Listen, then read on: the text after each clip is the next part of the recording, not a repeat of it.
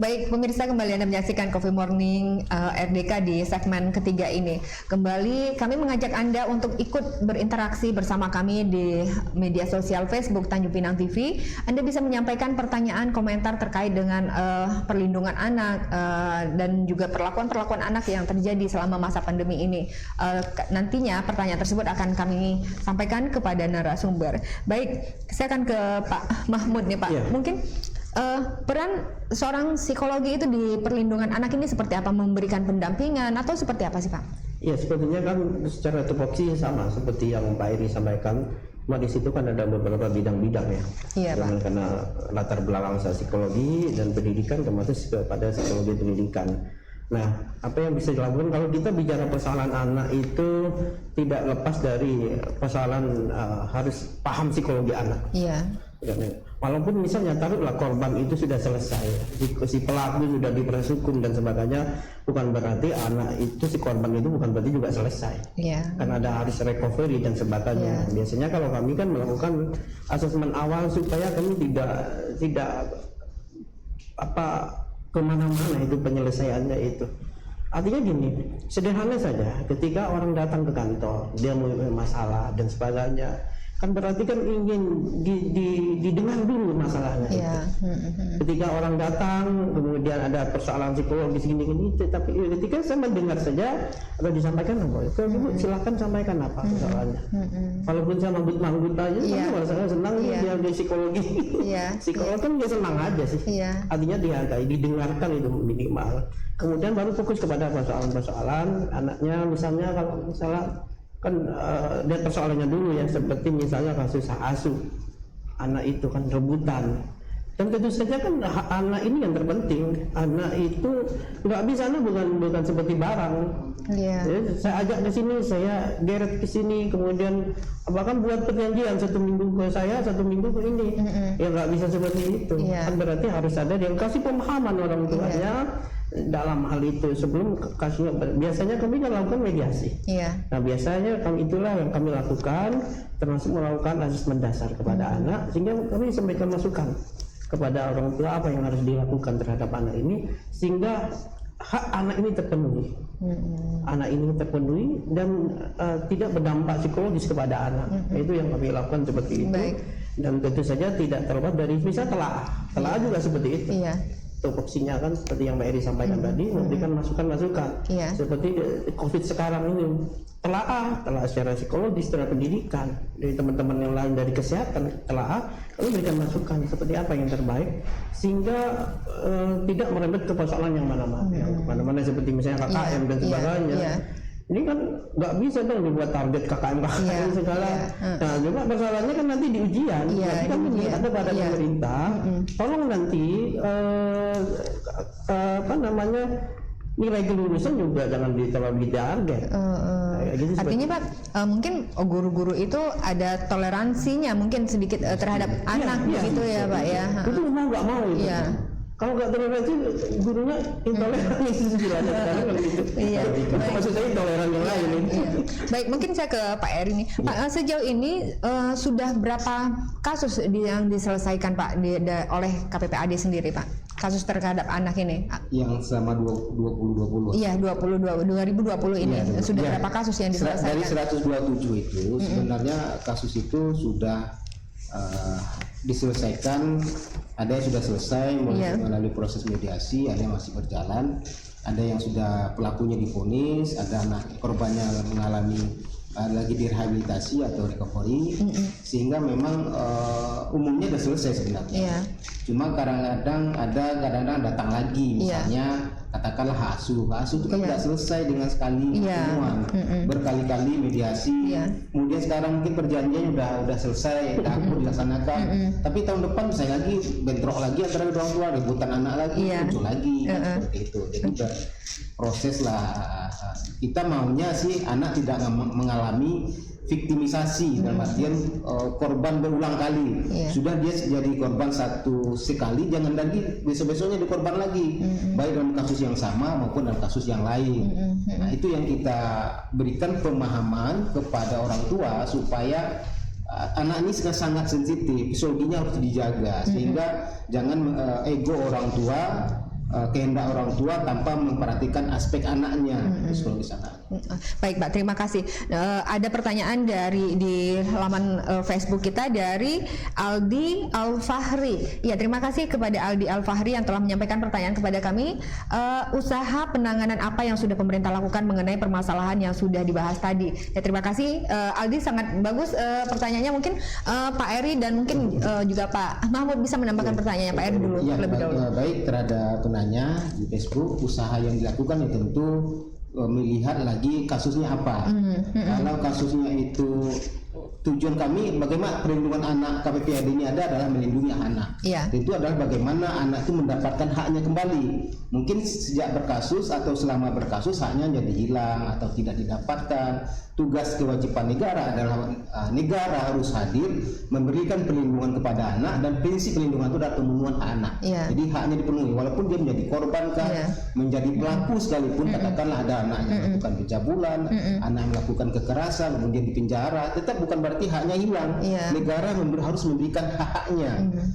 Di penjara namanya sekarang bukan penjara lagi, LPKA, ada rehabilitasi di situ, dikasihkan hak pendidikannya, hak untuk olahraganya, pembinaan agamanya, skillnya. Artinya itu apalagi terhadap korban ya diberikan ininya di sekolah, nggak sekolah diberi sekolah. Korban nggak boleh ada sekarang ya, banyak juga sih guru-guru kalau ada korban ini atau anak pelaku dianggap aib dikeluarkan dari sekolah, itu nggak boleh.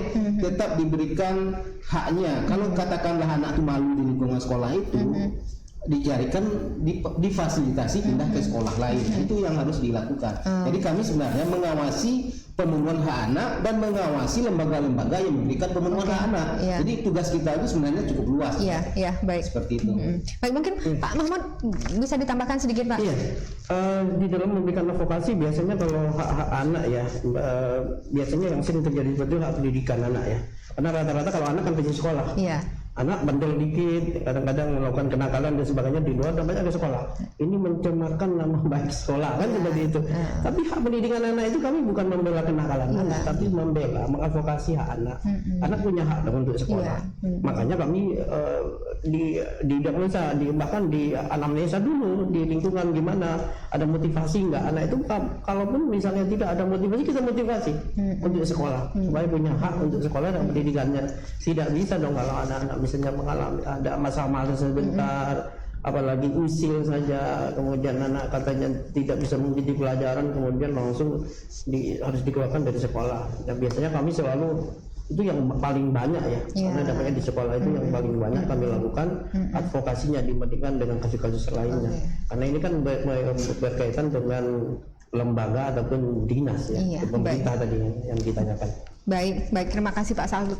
Ya, terima kasih untuk Anda yang telah menyampaikan pertanyaan di Facebook, sangat bagus sekali pertanyaannya, dan kami masih mengundang Anda pemirsa untuk menyampaikan pertanyaan seputar tema kita pada hari ini. Baik, mungkin saya akan ke Pak Eri. Pak, dari sekian banyak kegiatan dari tugas KPPAD selama ini, baik itu sebelum dan saat pandemi ini, apa sih tantangannya? Apakah juga termasuk anggaran? Ini merupakan tantangan nggak sih Pak? Iya, sebenarnya itu kendala ya Pak ya. Tantangan itu banyak, karena tantangan itu dinamika anak yang harus dijawab oleh orang tua dan pemerintah. Baik. Kalau itu kendala banyak sekali, baik kendala dalam penanganan kasus, kendala dalam menjalankan fungsi kami, dan bisa juga kendala dalam hal undang-undang yang mungkin katakan undang-undang pelindungan anak itu menyatakan bahwa KPPAD itu tidak wajib, artinya dapat dibentuk. Ini kan belum menjadi kewajiban. Kebetulan Pemprov Kepri sejak tahun 2007 sangat responsif dengan anak, bentuklah komisi ini. Dan ini sangat membantu pemerintah sebenarnya dalam pemerintah hadir ke masyarakat.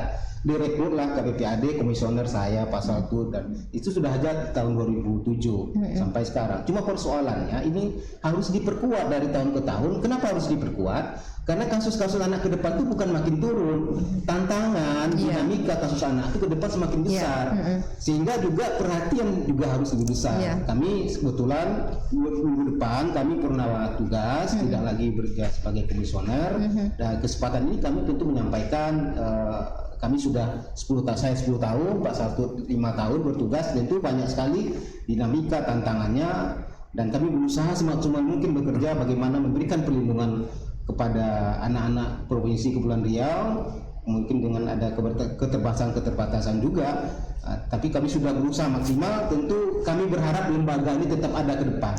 Jangan sampai KPPAD ketika kami berakhir bertugas tidak ada lagi KPPAD, karena memang perlindungan anak ini sangat luas, banyak lembaga yang terlibat, bahkan peran serta masyarakat juga bisa terlibat.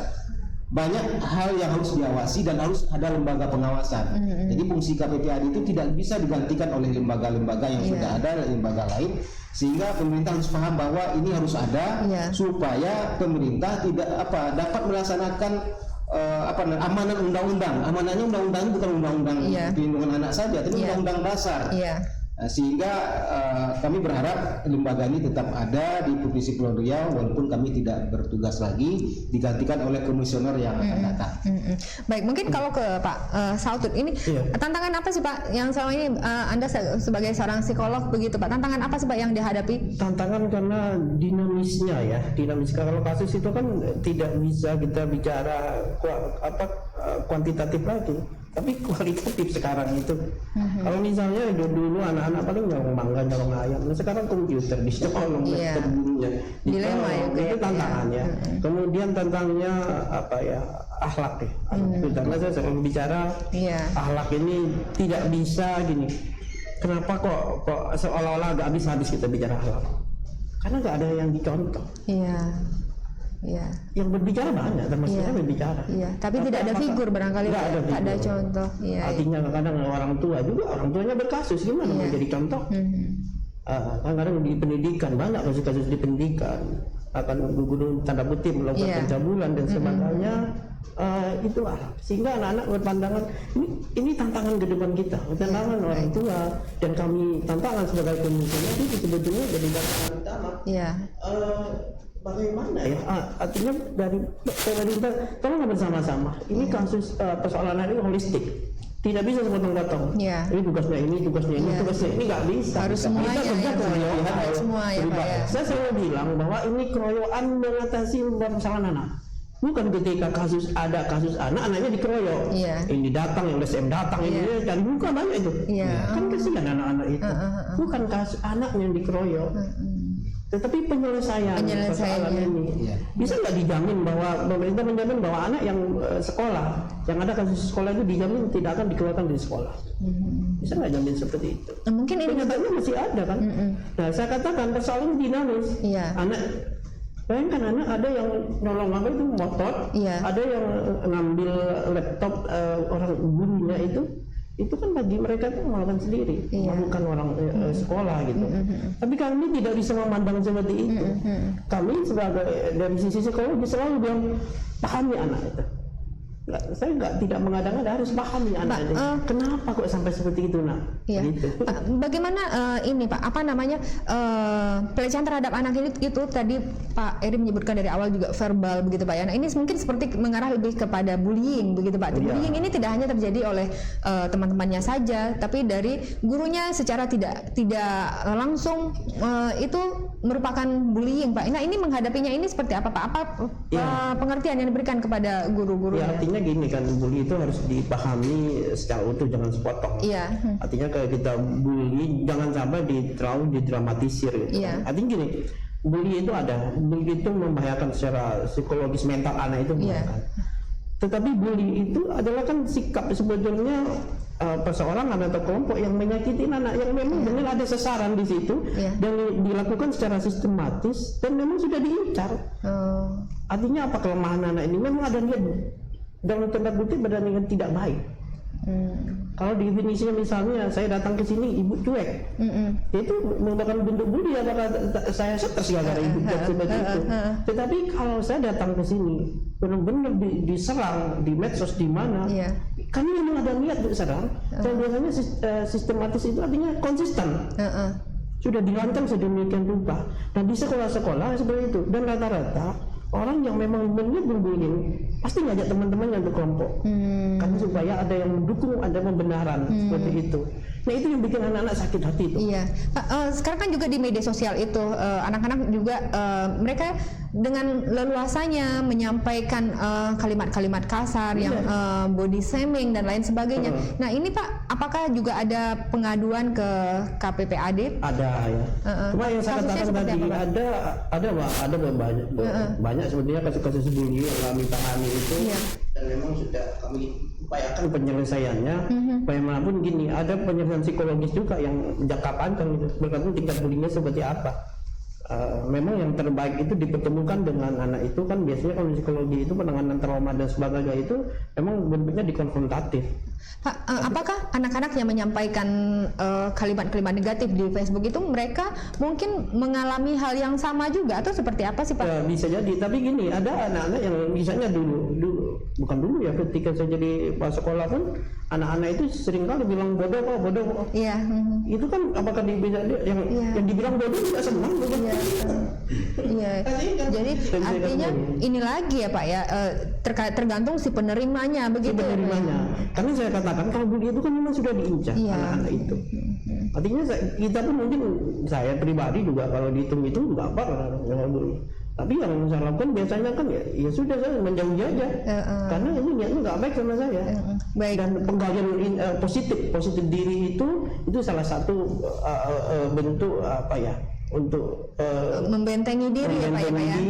Dan otomatis nanti kan hambar sendiri. Artinya gini, ketika mendapat serangan seperti itu berpikirlah positif dan berusaha bangkit. Baik, keren sekali Pak. Ada pertanyaan di Facebook Pak. Baik pemirsa, untuk Anda yang menyampaikan pertanyaan melalui media sosial Facebook Tanjung Pinang TV dari Ima Aristia. Beliau mengatakan, jika sekolah tatap muka sudah bisa dilaksanakan, bagaimana dengan orang tua yang tidak setuju dengan sekolah tatap muka karena khawatir COVID-19? Nah ini Pak, mungkin ini pola pikir orang tua. Mungkin saya rasa tidak Ibu Ima saja, mungkin masih banyak yang lain seperti itu, berpikir seperti itu begitu Pak. Sementara juga tadi tuntutan dari sekolah, mungkin tuntutan nilai KKM yang tidak diturunkan begitu Pak. Ini seperti apa sih Pak? Iya, kalau gini kan di situ kan ada surat pernyataan ya. Iya. Ada yang bersedia dan tidak bersedia. Ingat, yang saya selalu garis bawahi bahwa persoalan kita ini adalah COVID, pandemi ini. Musuh kita itu nggak nampak. Baik. Kita tidak bisa bicara dampak di sekolah, dampak ini, dampak itu. Iya, kami tahu dampaknya kompleks, semuanya kompleks. Bukan di pendidikan aja, semuanya kita bicara kompleks. Bahkan kalau kita bicara diri kita sendiri juga itu terdampak dari COVID ini. COVID ini. Tetapi kalau misalnya ada orang tua yang tidak siap, itu tidak bisa dipaksakan. Dan itu semua pihak harus mengerti ya Pak ya. Orang guru juga harus paham. Cuma yang tidak boleh dilakukan oleh guru pihak sekolah diskriminatif antara anak yang tetap muka dengan tidak tetap muka itu dibeda-bedakan. Kok nggak tetap muka seperti ini kan nilainya misalnya. Tetapi kalau ada konsekuensi, ada nggak secara konsekuensi antara anak yang tetap muka dengan tidak tetap muka? Ya ada konsekuensinya dong. Yang tetap muka otomatis lebih siap untuk pelajaran, dia bisa beraktivitas. Mungkin kognisinya juga berjalan, juga emosinya kepada teman-teman juga bisa berjalan karena tidak di rumah, itu kan. Nah itu otomatis terdampak sendiri. Tetapi mendiskriminasikan anak-anak tidak boleh. Tidak boleh. Ya kalau orang bilangnya gini, kalau misalnya buat pernyataan itu coba tanyakan ke sekolah kesiapannya. Artinya komunikasi dengan pihak sekolah ya Pak ya. Kesiapan yang saya maksud itu kesiapan dari sekolah, protokol kesehatannya. Persiapan dari gurunya, siap nggak menerima anak yang tatap muka? Misalnya jangan sampai anak-anak disuruh pakai masker, gurunya nggak pakai masker, itu nggak siap. Anak saya juga seperti itu. Saya lihat siap nggak sekolah itu, gurunya juga siap. Kalau siap semuanya siap, jangan hanya di mulut tapi siap. Artinya juga kesiapan menenangkan orang tua. Jadi hanya jangan disodorkan, saran saya ya, jangan sampai hanya disodorkan surat pernyataannya saja, tetapi tidak dideskripsikan apa kesiapan sekolah. Baik, mungkin untuk Ibu Ima demikian tadi jawaban dari Pak Mahmud. Mungkin bisa terjawab ya Bu. Terima kasih sudah menyampaikan pertanyaan. Baik Pak, mungkin kita sudah sampai di segmen terakhir ini. Nah mungkin Pak, selama pandemi ini peluang-peluang bagi anak-anak nih Pak, ini apa saja nih Pak Eri? Ya, peluang bagi anak-anak selama masa pandemi ini apa yang mereka harus lakukan? Singkat saja Pak. Pandemi ini tentu walaupun banyak sekali risiko, masih ada peluang-peluang yang bisa dimanfaatkan oleh anak dalam rangka hak-haknya terpenuhi. Katakanlah saat ini adalah bagaimana kreativitas anak itu bisa tumbuh berkembang di rumah. Kemudian bagaimana anak-anak ini tetap mendapatkan hak-haknya, itu juga kita sudah syukur. Karena pandemi ini prinsipnya sama seperti Pak Saltut, keselamatan itu lebih utama. Yeah.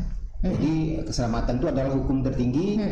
Tentu negara tidak mau mengorbankan keselamatan anak, hanya katakanlah ini sama-sama hak dasar sebenarnya. Iya, Satu sisi hak pendidikan adalah hak dasar, kesehatan, bahkan kesehatan itu juga taruhannya nyawa juga adalah hak dasar. Iya. Tapi ketika disandingkan dengan pandemi, tentu prioritasnya adalah kesehatan dulu. Baik. Itu juga harus dipahami. Sehingga anak-anak ya tetap mendapatkan hak-haknya walaupun tidak ideal. Kita bicara tidak kondisi ideal, tapi kondisi bencana darurat. Nah, tentu harapan kita dinamika anak ini akan terus berjalan mengikuti perkembangan zaman. Tentu harapan kita adalah bagaimana anak orang tua bisa menyesuaikan dengan kondisi. Ketika pandemi sesuaikan kondisi pandemi, ketika nanti kondisinya normal dengan new normal, mudah-mudahan kondisi normal bisa kembali lebih cepat sehingga apa yang terjadi selama masa pandemi ini memang ada pengekangan, ada pengurangan, bisa didapatkan normal kembali. Kita maunya sih kondisi normal, karena dengan kondisi normal itu semua hak anak itu bisa didapatkan dengan baik. Baik, Pak. Ya tentu kita berharap adalah pandemi ini segera berakhir, anak-anak kita tetap terlindungi, walaupun sebenarnya pandemi ini sangat berdampak kepada kelompok rentan termasuk adalah usia anak. Oke.